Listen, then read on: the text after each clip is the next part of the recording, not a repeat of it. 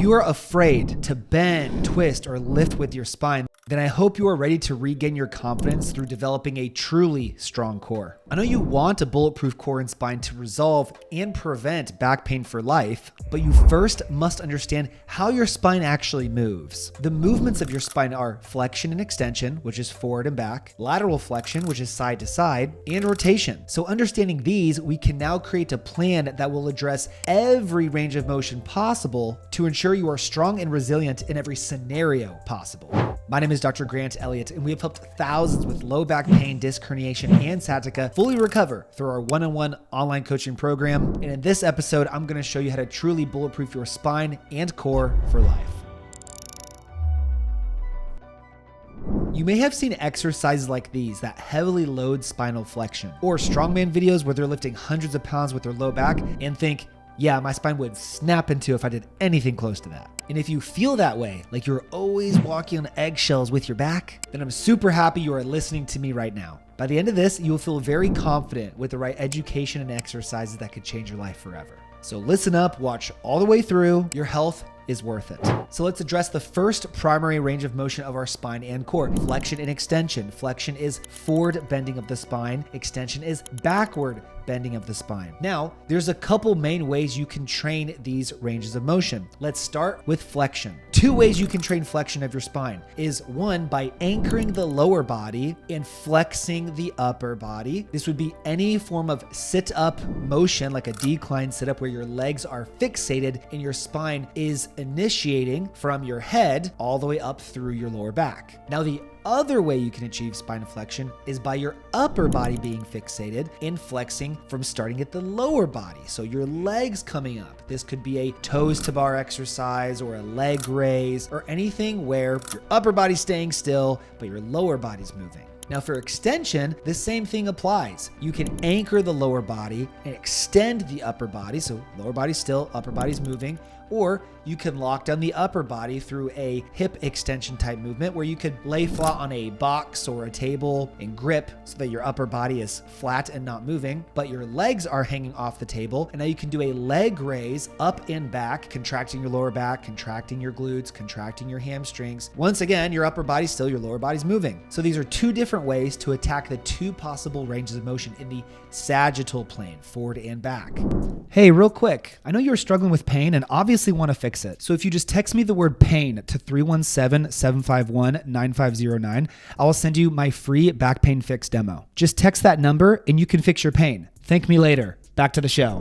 Now for lateral flexion, side bending of the spine, similar principles apply. You can anchor the lower body and laterally flex the upper body by doing a simple weighted side bend or by holding a cable overhead and laterally flexing away, pulling the band or cable away. But you can also fixate the upper body. One movement I like to do that's very challenging is called the hanging QL crunch, where you hang onto a pull-up bar, therefore your upper body's fixated, and then with the lower body, you're laterally flexing the lower body left and right, crunching that QL each time. This is a very difficult movement, but two different ways that you can perform lateral flexion. There's another very difficult lateral flexion-based movement where you can anchor the top and the bottom of your body by hanging onto a TRX band overhead, leaning into it, and then allowing your body to bend down like a banana and pulling it back up. This is super, super difficult and something that you absolutely should progress up to. With rotational exercises, once again, the same things apply. You can anchor your lower body. You could just simply perform a cable rotational movement where, you're sitting in a squat position, you're holding a cable, you're flexing your core, and you're rotating left and right against resistance. You could use a band as well, or you could be in a hinged position holding a weight and perform rotational movements too with the lower body fixated. You can also fixate the upper body. You could lay on your back on the ground, legs up, and rotate your legs left and right. You might call this like a windshield wiper. You see some individuals doing this while hanging on a pull-up bar, rotating their lower body left and right. These are difficult movements, and if you extend your legs and you make your legs longer, that will increase the intensity of the movement. And with all of these movements,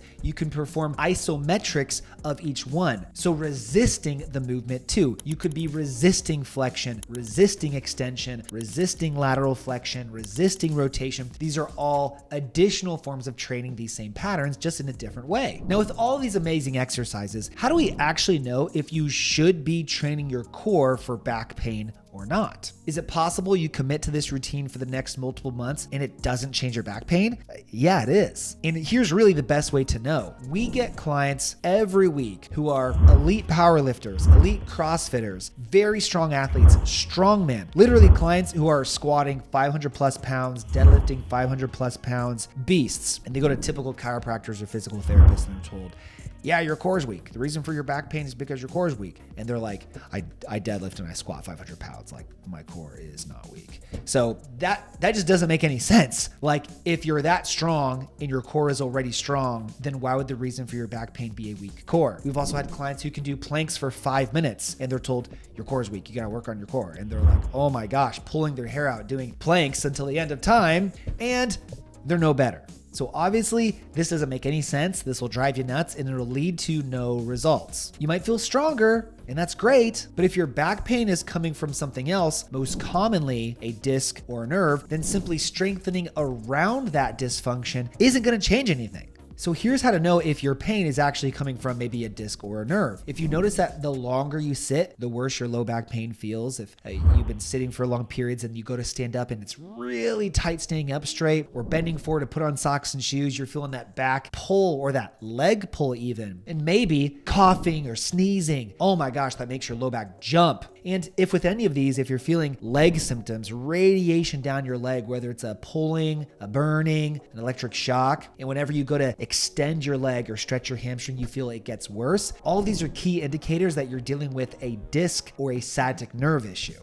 Therefore, you would need a different approach to resolve that first and then going into a bulletproofing phase. This is why so many people that go straight to strengthen my core, strengthen my glutes, because that's the generic exercises you see everywhere, typically doesn't work because you're just strengthening around a dysfunction. Those exercises aren't going to change the position of your disc or the position of your nerve to take pressure off of these and eliminate your pain. But after we do that, then you want to bulletproof around it once it's resolved, and that's what's going to help you maintain results for life. So we have a way that you can determine the source of your pain really quickly and on average provide a 37% reduction in your pain by following our centralization process, which identifies the source of the issue and which exercises you need to do to fix it. Then you know the right exercises to follow for your situation so you can have a proper plan, and this has led to some of our clients getting 100% pain-free within as little as 15 days. So if you want to dive deeper with me and actually get a structured plan to healing, just text me the word pain to 317-751-9509 to get a tailored step-by-step plan to permanently fix